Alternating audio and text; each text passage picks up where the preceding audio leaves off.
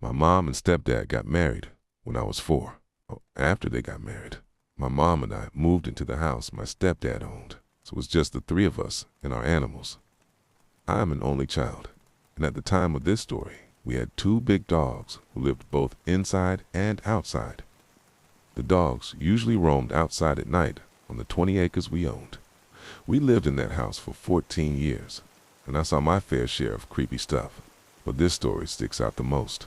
I was around 7, old enough to use the bathroom at night alone, but still young enough that my mom usually checked on me to make sure I got back to bed okay. I also know for sure that it was Christmas Eve. Our tree was always turned off at night, except for Christmas Eve.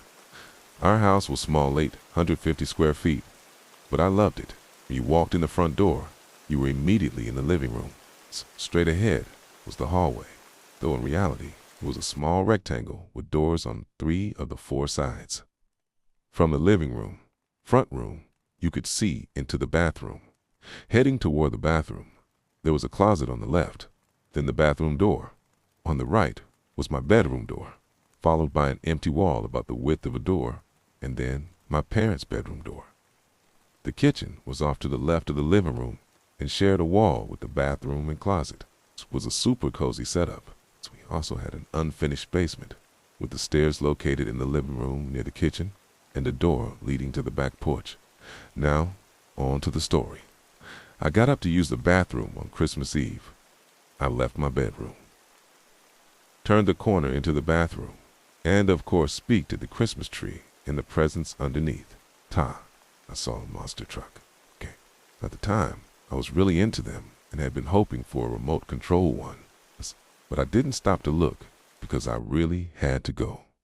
After finishing up in the bathroom, I looked toward the living room. I really wanted to peek at my presents before going back to sleep. We didn't close doors in our house growing up unless we had guests, so I could see the front door and the glow from the Christmas tree from my seat. I turned back to flush the toilet, and when I looked up again, saw the silhouette of a boy standing in the hallway between the dining room and the living room. He looked about my age, judging by his height, but he had his back to me, so I couldn't see his face. He was standing in the doorway, using his left hand to hold onto the door frame, so he could lean into the living room on his tiptoes and peek at the presents. In his right hand, he held a red sucker. His whole body was dark because of the lack of light, and the Christmas lights shone behind him. I shuffled to the edge of the bathroom so that I was just inside the doorway.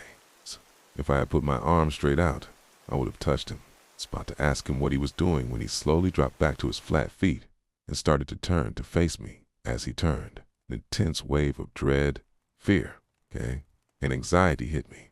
I could see the profile of his face. He was smiling, staring straight ahead. Just as he was about to turn completely toward me, my mom walked out of her room and asked if I was okay. In a split second, it took for me to look at her and then back at the boy.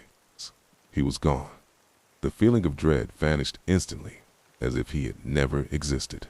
I pointed toward the living room, but my mom assumed I was trying to peek at my presents, so she just tucked me back into bed.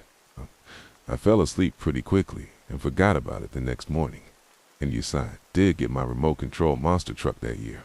It was years before the memory came back to me, and when I finally told my mom about it, she wasn't even surprised. Like I said, a lot of weird stuff happened in that house. This was a story that my friend from Boy Scouts told me last year. He said that when he lived in Colorado, when he was younger, he, his brother, and his parents lived in the Rockies, like just a remote house from the 50s, in the middle of the Rockies. He showed us on Google Maps, and it was decently close to Vail, Colorado. His parents bought a house from an old redneck from Arkansas. This dude had owned the property since '87, and it was originally a mining town. Out there with a big lake and a river. The lake and river will come into play later. The house was in front of the lake, and the river was behind. The lake, he said, it was about 10 miles of gravel road from the nearest house. But keep in mind, my friend was only 7. My friend's family, who ill just called the Wilsons, moved into this house in 2015.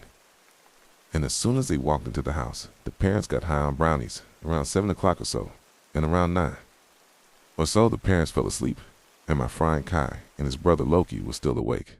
My friend Kai out of curiosity, because it was completely silent outside. It's like no sounds at all. Looks out the window and sees the lake. Then he looks at the river and doesn't see anything at first. But then he saw the silhouette of a figure.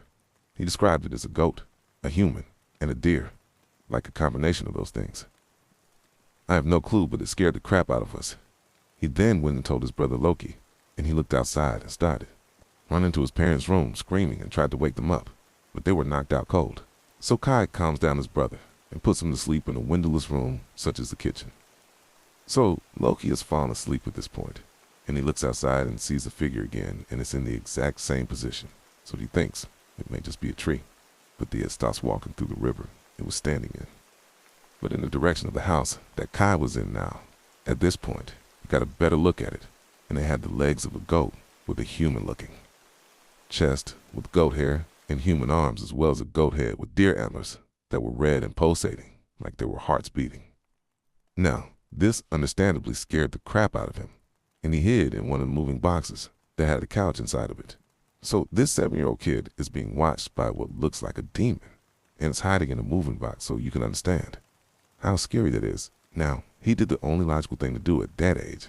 After about 5 minutes of waiting, he went to his parents' room and tried to wake them up. But like earlier, they were knocked out cold. He looked out the window again and didn't see anything, and paced, trying to find a way to hide, because Kai was terrified and made a pallet next to his brother in the kitchen, which is a windowless room, and almost fell asleep. Then he heard a loud bang coming from the makeshift dumpster that the redneck they bought it from built. That trash can weigh as much as a minivan. Now note that there was a window facing the TRSSH can, but Kai did not look through, because he was too busy crying in a little pile of blankets that he was sleeping on. Now we're going to fast forward to the morning after the sleepless night Kai went through. His parents had finally woke up, and Kai told them what had happened. They laughed at him and went to the store and get food. As they walked out, they saw the trash can grab the kids and their stuff and left. At the time he was telling us this, he had moved to Texas and was surrounded by other Boy Scouts from many different troops in summer camp, and he was still shaking uncontrollably. We all went to sleep like an hour later.